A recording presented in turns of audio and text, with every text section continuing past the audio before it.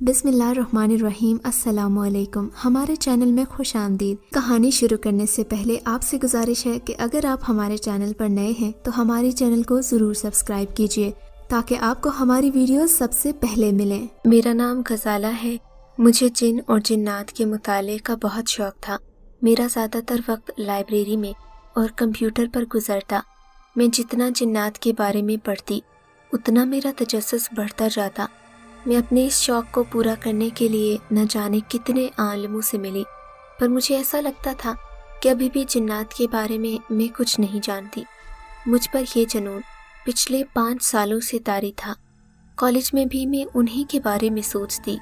एक रात मैं अपने लैपटॉप पर जिन्नात के बारे में पढ़ रही थी। रात के तकरीबन 12 बजे होंगे। सर्दी की वजह से मैंने कमरे की खिड़कियां बंद रखीं। कमरे में मुकम्मल सुकूत तारी था।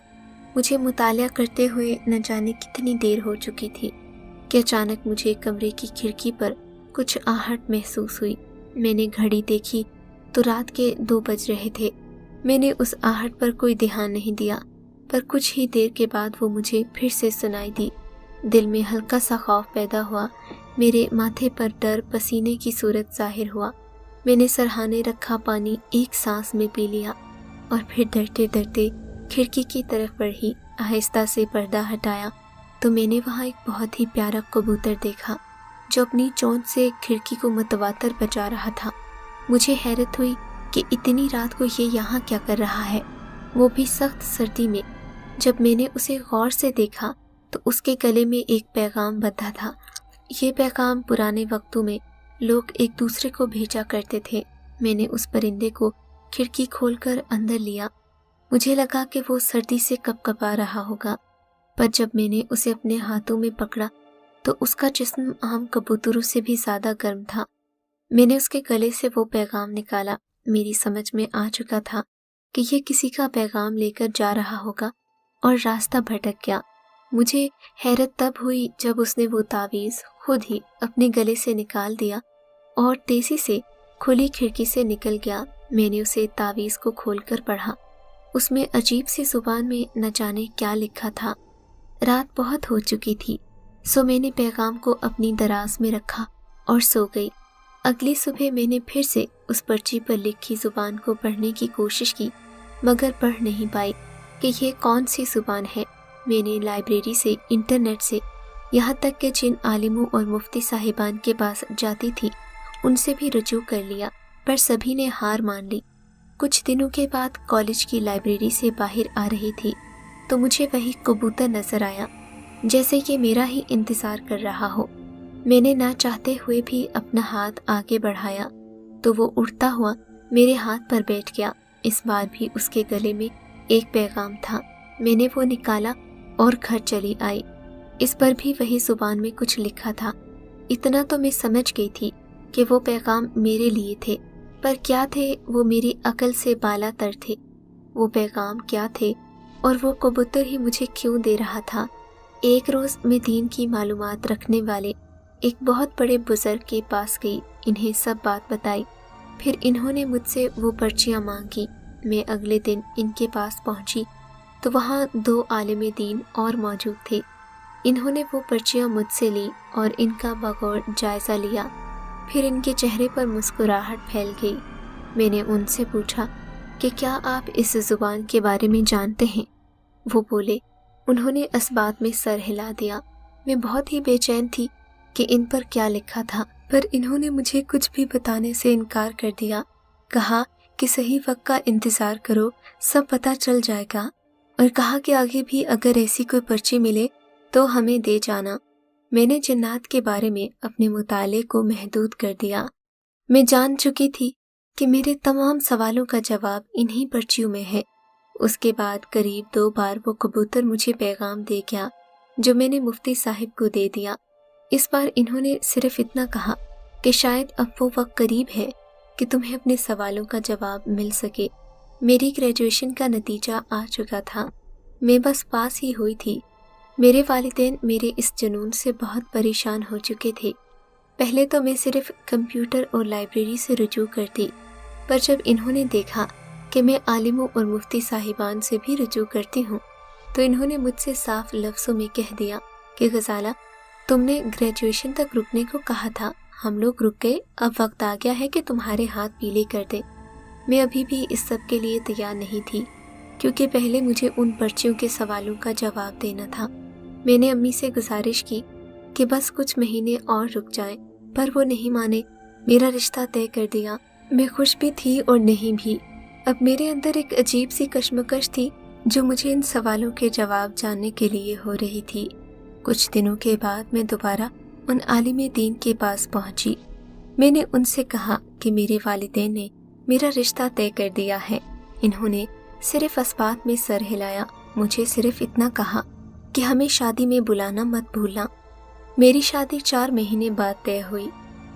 मेरी वालिदा ने मेरी कज़न को बुला लिया ताकि उसके साथ शॉपिंग वगैरह कर सकूं।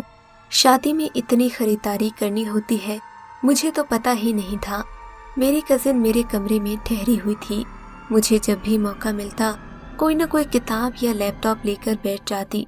मेरी कज़न अक्सर कहती कि अब तो जन्नत की जान छोड़ दो, अगर तुमने इन पर थीसिस लिखना था तो आज तक न जाने कितने अवार्ड जीत चुकी होती। 4 महीने गुजर गए थे, मुझे कुछ भी पता नहीं चला था। हमारे इलाके में शादी की ज़्यादा रसूमात नहीं होती थी, बस दोपहर को निकाह और रात को रुखसती। मैंने अभी तक अपने होने वाले शौहर को नहीं देखा था, इसीलिए दिल में एक तजस्सुस भी था। बस इतना पता था कि वो एक डॉक्टर हैं। बारात आ चुकी थी, निकाह की रस्म अदा की जा रही थी। मैंने अपनी शादी में उन आलिम दीन को भी बुलाया था।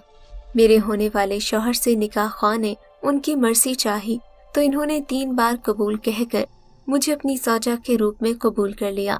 फिर मौलवी साहिब ने मुझसे मेरी मर्जी पूछी। 2 बार कबूल है कहा, पर जैसे ही तीसरी बार मैंने कबूल है कहा, एक जोरदार धमाका हुआ और मुझे कुछ याद नहीं। कुछ देर के बाद मेरी आंख खुली। मैं वहीं पर थी, अलबत्ता मेरी एक हम शक्ल बेहोश पड़ी थी। मुझे समझने में देर न लगी कि मैं मर चुकी हूँ और मेरे सामने मेरी लाश पड़ी है।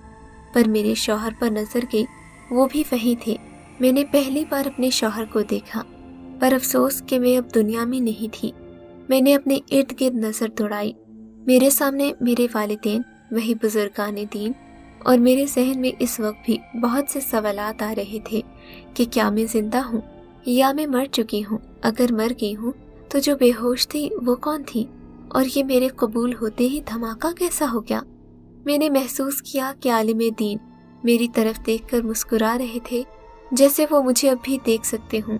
मैंने हिम्मत करके जो उलमा मेरी तरफ देख रहे थे उनसे पूछा कि ये सब मामला क्या है, मैं जिंदा हूँ या मर चुकी हूँ, मुझे बताया जाए। फिर इन्होंने मुझे बताया। वो मेरे रोंगटे खड़े करने के लिए काफ़ी था। इनके नज़दीक में एक जिनज़ादी थी जो अपनी यादाश्त को जाने की वजह से 5 सालों से गजाला पर काबिज थी। यही वजह थी कि मैं जिन्नात के बारे में जानने के लिए इतना बेचैन थी, और मैं उस वक्त गजाला से अलग हो सकती थी जब उसके जिस्म जान का कोई दूसरा हकदार न आ जाए। इन्होंने कहा कि जो कबूतर तुम्हें पर्चियां दे जाता था वो हमें पिछले 5 सालों से पैगाम देता आ रहा था कि तुम एक जिनज़ादी हो, और कहा था कि तुम एक रोज हमारे पास आओगी।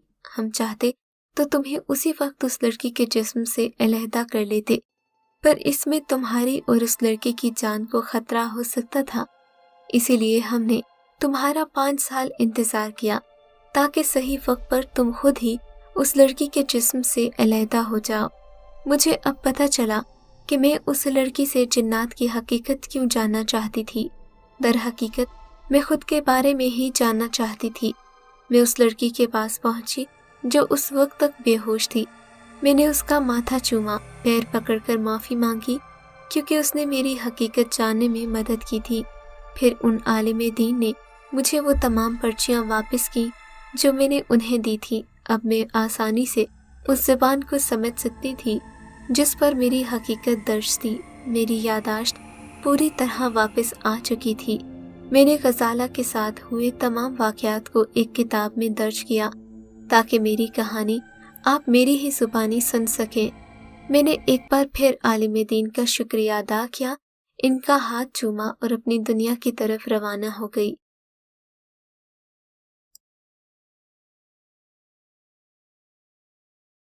اگر آپ کو یہ کہانی اچھی لگی ہے تو اس ویڈیو کو لائک کیجیے اور اس طرح کی مزید ویڈیوز دیکھنے کے لیے ہمارے چینل کو سبسکرائب کیجیے۔ اور ہاں، اگر آپ کی کسی دوست، رشتہ دار یا بہن کے ساتھ خدا نہ کرے ایسا کوئی واقعہ پیش آیا ہے تو ہمیں کامنٹ سیکشن میں اس کے بارے میں ضرور بتائیے۔